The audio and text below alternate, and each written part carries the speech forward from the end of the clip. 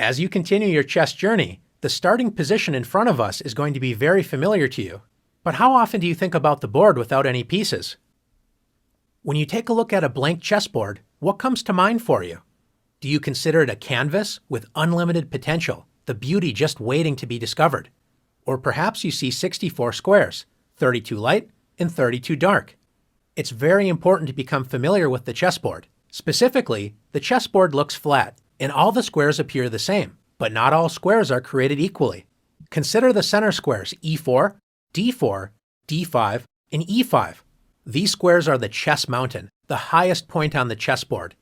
You want to make sure you have your fair share of the chess mountain, or inner center, and the best way to do that is planting flags, or pawns, in the center of the board. You're claiming E4 as your territory on the mountain. Black will often play E5, doing the same thing. The squares surrounding the chess mountain, or inner center, is what we call the outer center.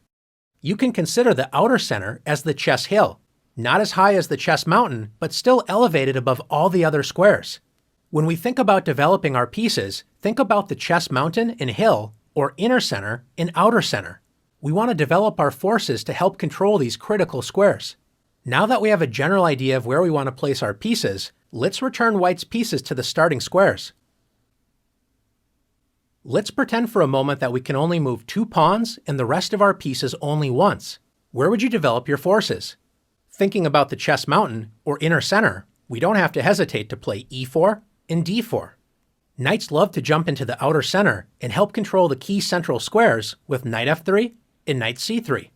Bishops love open diagonals, so bishop C4 and bishop F4 are natural squares for these pieces. Take a look at all of the squares these bishops control in enemy territory. Castling has a very important role in our development. For this exercise, let's consider castling as the king move. White's king wisely evacuates the center and now has 3 loyal pawns protecting it. Castling also allows us to bring our rook into the action, especially helping control the center, with a move like rook E1. Now we only have our queen and rook on A1 to move. White's queen can be well placed on E2 or D2. Let's move the queen to D2. Now White's rooks are connected, and White's queen backs up the dark squared bishop, supercharging that diagonal. Finally, we would complete our development with rook A to D1. Notice our 2 central pawns, knights, and bishops are all in the inner and outer center. White's major pieces, the queen and 2 rooks, help support the center, so in the future, White can start advancing pawns up the board. Of course, this is only a dream scenario, and our opponent certainly has something to say about this. So what does a position look like when both sides are following this strategy, activating their pieces and controlling these key squares? Let's take a look. This is a very typical opening position, and notice the balance of the forces. Both sides have pawns in the inner center, controlling their fair share of space. Both sides have castled their king to safety, and the knights and bishops are all controlling key squares in the center. With all this in mind, let's have some fun and see development in action. How important is it to develop our pieces to safe, active squares where they work together in harmony? When one side follows this advice and the other side ignores it, we'll soon find an answer.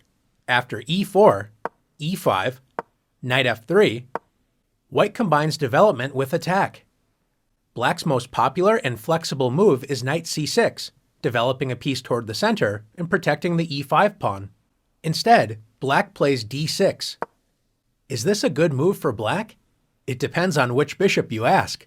Black's light-squared bishop enjoys a newly opened diagonal, but Black's dark-squared bishop isn't exactly thrilled that it's blocked by its own pawn on D6 and cannot enter the action in the center. Although this move isn't bad, Black's dark-squared bishop will have to accept a more passive role than we would prefer. White's bishop on the king side has no such worries after bishop C4, where it controls key central squares and is pointing directly at Black's weak F7 pawn. Black decides to develop the knight on B8. What is the best square for this piece? If Black plays knight A6, when a knight moves to the edge of the board, a famous saying is, "A knight on the rim is dim." Black's knight only controls 4 squares, and none of them are squares in the inner center. Let's compare the last move with knight C6. Developing the knight toward the center with knight C6 is the best square for this piece. It controls both e5 and d4, key central squares, and controls a total of 8 squares, twice as many as it controlled on the edge of the board. Black selected a third option and played knight d7. The knight only protects the e5 square in the center, so it's less active, and now Black's light-squared bishop cannot move.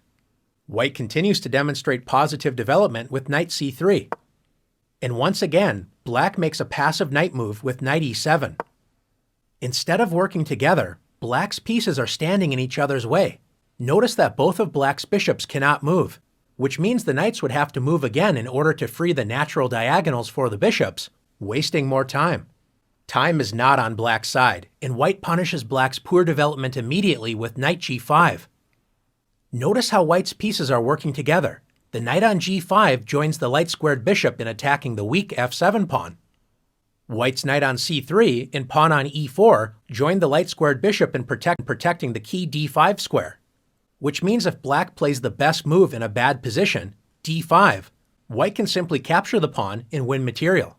Instead of blocking this dangerous diagonal with d5, Black decides to play f6, turning the position from bad to completely losing.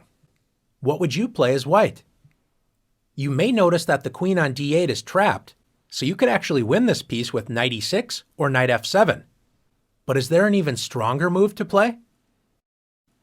If you found bishop f7, checkmate. Great job. The king cannot capture the bishop as it's protected by the knight on g5. Black's pieces smother its own king, so it's game over. Now that you've learned the importance of developing your pieces rapidly toward key central squares and using your pieces to work together as a team, you're ready to show off your skills in the challenges.